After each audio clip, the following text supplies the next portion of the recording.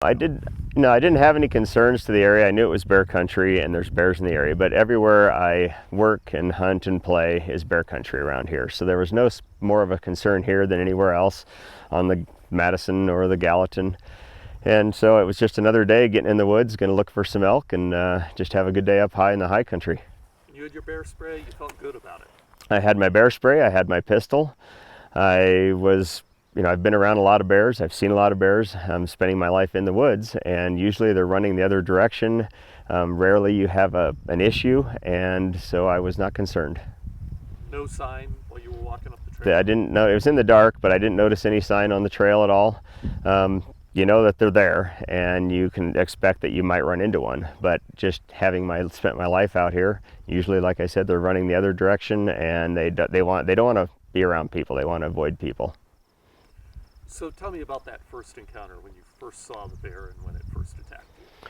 Well, I had hiked about 3 miles for an hour in the dark, and right after daylight, I walked into a small clearing, and at the other end of the clearing there was a sow with 2 cub grizz, and we saw each other at the same time, and she immediately took off up the trail and ran over a short ridge and out of sight. And so I thought, great, she doesn't want anything to do with people. She's gone that way, and I'll just head up the trail the other way. And I waited about a minute, and then I took a few steps, and I heard a noise, and I turned, and she had come around the ridge and behind me, and I looked over my left shoulder, and here she came over the ridge, 35 or 40 yards, and a wide open charge downhill.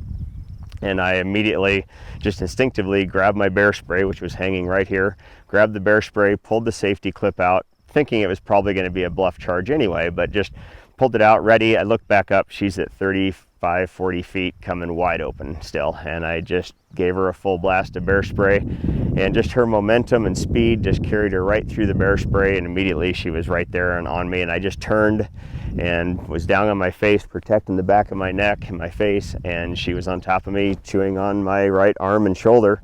And I think the bear spray definitely helped, because within just a few seconds, a half a dozen bites, she kind of woofed or made a snort and was gone the other direction and was out of there. Wow. So what happens then? You're on the ground, the bear's just been on you, chewed up your arm. What are you thinking? Well, it happened so fast, the first attack, and I got up and I'm like, wow, I'm looking around, I'm like, wow, I just survived a grizzly bear attack. I'm so lucky. And I look at my arm and I've got a half a dozen puncture wounds. My shoulder's ripped up pretty bad, but I'm like, okay, I'm bleeding, gonna have some stitches, but I survived.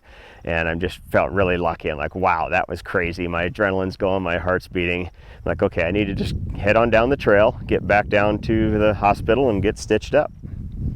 Wow. So you pull yourself up off the ground, and you're starting to head out. What happened then?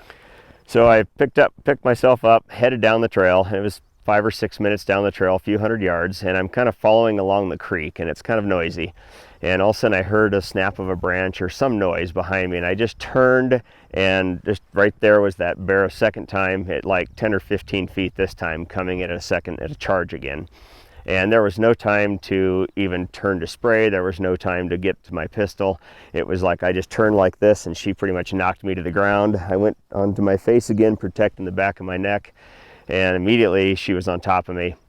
This time she was really mad, and the first bite was in my left arm. I was up here, and I heard the crunch of the bone, and it ripped the tendons and the muscle and the nerves. My whole hand just crimped up like that, and it made me wince, and I kind of went, and I moved my arm away. And when I did that, it just triggered like a frenzy of biting, and she was, I'm a threat, and so she just started really jumping on me.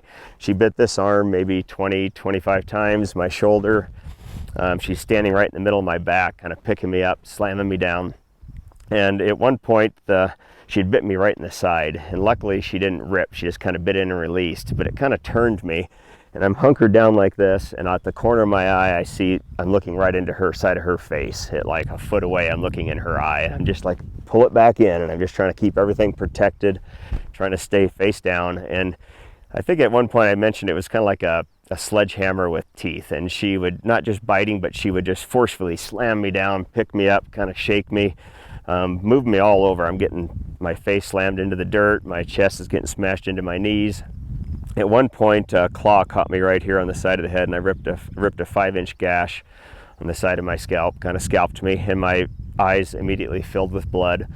And I just kept telling myself, it's like, you can't move. She's just going to chew you up. So I just kept telling myself, play dead, don't move. She's going to leave. If you can just wait it out, she's going to go check on her cubs. And so I just held that position, and she bit a number of times, then she stopped. And she was standing right on my lower back with her front claws, and they were just digging into my waistline, and she just had me pinned to the ground, smashed there, and I could just barely breathe, and I'm trying not to move. And I think she was just kind of looking around to see if her cubs were around, and then she would sniff me. And that was probably the eeriest part of the whole thing, was actually feeling and hearing her sniffing the back of my neck, and just knowing that she could at any point just bite right through my hands and into my spine, and it would be over. And I'm just like trying not to move, trying not to breathe. And then she would sniff, and then all of a sudden she'd bite. And then she would sniff me again for another 10 seconds, and then she'd bite me again. And this just went on for like another minute, and then finally she stood there for a bit, and then she was gone. And she just stepped off, and so I just held my ground. I didn't know if she was 10 feet away watching me or if she had left, so I just waited. And after like 30 seconds, I'm like thinking, okay, if she went to check on her cubs and comes back, she may attack me again if I'm still here. So I need to do something to protect myself or get out of here. And so, but I didn't know where she was. So I really slowly pulled one hand down and reached under here for my pistol, and it wasn't there. And I just kind of like refocused, Todd, your pistol's there. So I felt again, and it was gone. It had been ripped off during the attack.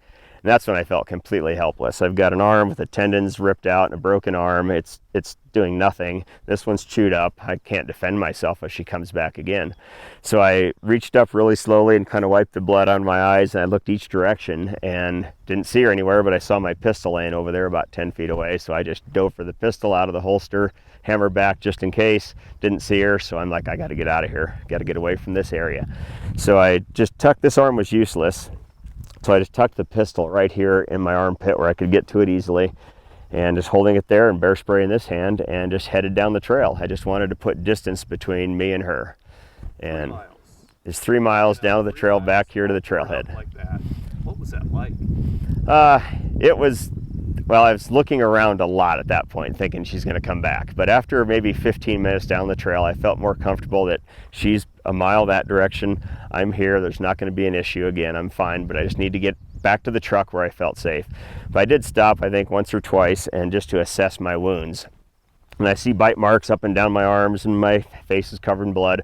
There's blood dripping off my elbows, but it's not running off me. I knew I didn't have like an artery ripped open or something, so I didn't need a tourniquet or any bandaging. I'm like, okay, I can make it to the trailhead, and at that point, if I need to, I can do some first aid. And so it was just 3 miles, and it was like 45-minute hike probably, but it seemed like forever, just wanting to be back to the truck, to the safety, and just be away from that situation. And is that where you made the video? Yes, it was right here at the trailhead. Why did you do that? Well, I got back to the trailhead, and the first thing I thought was, it's bow season, 8 o'clock in the morning on a Saturday. There's probably going to be some other people coming up here to bow hunt. So the first thing I thought was I should write a note and put on the bulletin board over here to tell people, there's been a bear attack, danger, stay away from this trail.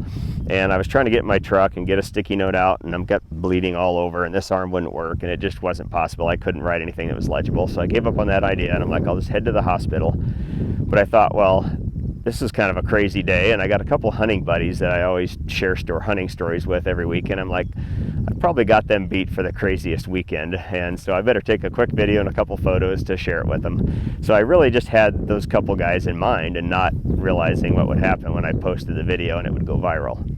Amazing that you could think clearly enough to do that. Well, having spent my life in the woods, you know that something can happen,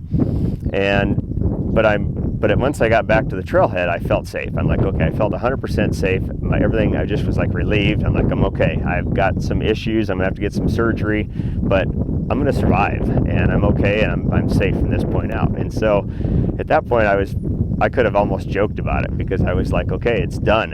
I can't change it. It's done. I'm feeling good about it. I'm okay. I survived. I'm happy. And you're okay now.